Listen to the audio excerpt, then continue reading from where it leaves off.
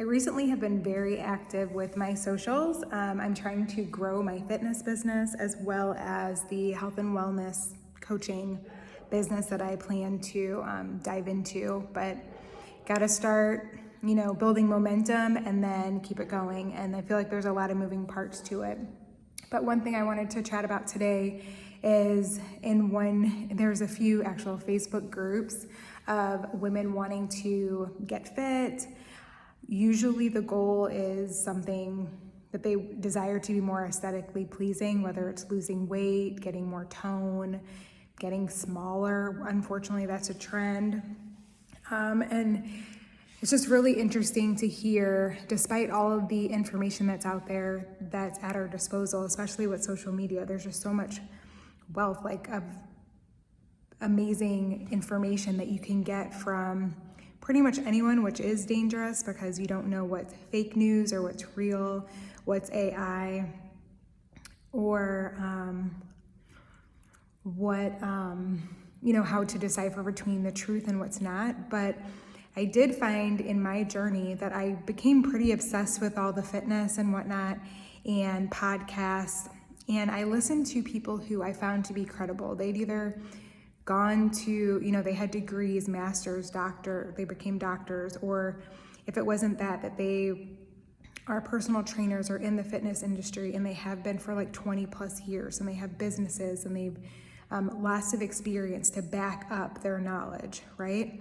I will name drop a few of them right here. I haven't read all their books, but they're people that I follow, and like I said, they either are doctors, they've written books, they have podcasts, and their information to me, I treat it like gold. I think even if they show in their social media how they are also going through the motions and doing these things. One is Dr. Peter Attia and his book Outlive, very good. Dr. Gabrielle Lyons, I have not read her book, but it's Forever Strong. The guys at Mind Pump, they're probably my favorite. It's also a great way to get your news and then hear some dad chat. That's pretty comical, but love them. They've been in the industry for so long, and it's funny because I actually was a sales rep when I'm in sales to this day, but in my early years of college, I worked at a 24-hour fitness, and that's where they came from as well. So that definitely, I enjoy listening to them.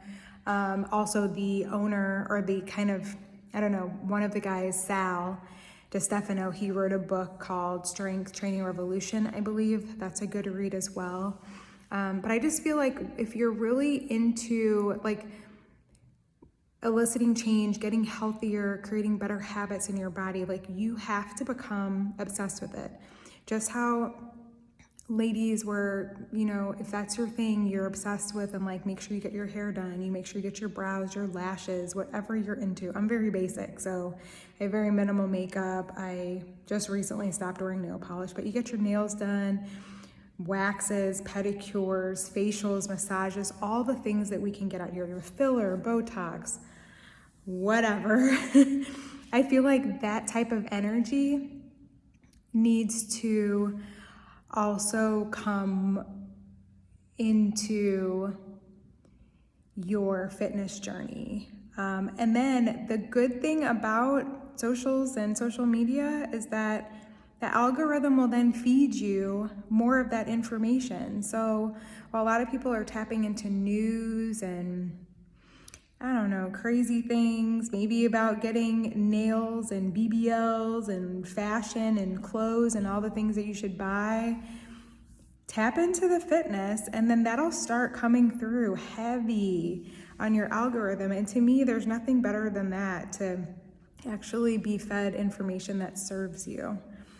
So with that being said, it's just been very eye-opening to see how much misinformation is out there.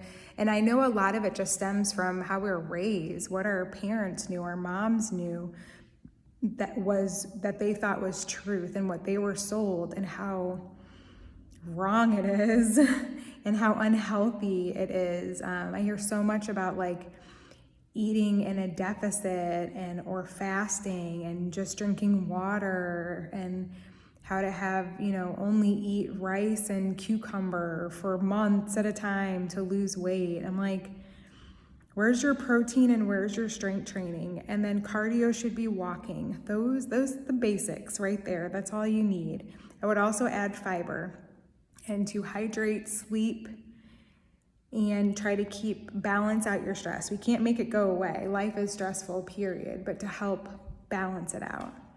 But just wanted to get on here and talk about that for a minute. I had a moment to chat. It's been a while. So let me know your thoughts and where you're at in your fitness journey. I am 3.5 years in and currently on a reset for June. That means I'm doing 2 protein shakes and then my 1 meal of mostly whole foods. Your girl's got to be 80-20 because I like to have my treats and I got kids, so sometimes I might sneak in a bite of mac and cheese or some chips and salsa or something like that. But for the most part, eating well, also drinking greens throughout the day, or greens, hydrating, and some green tea matcha, no more coffee, which is a huge feat for me because I've been on coffee for some time now.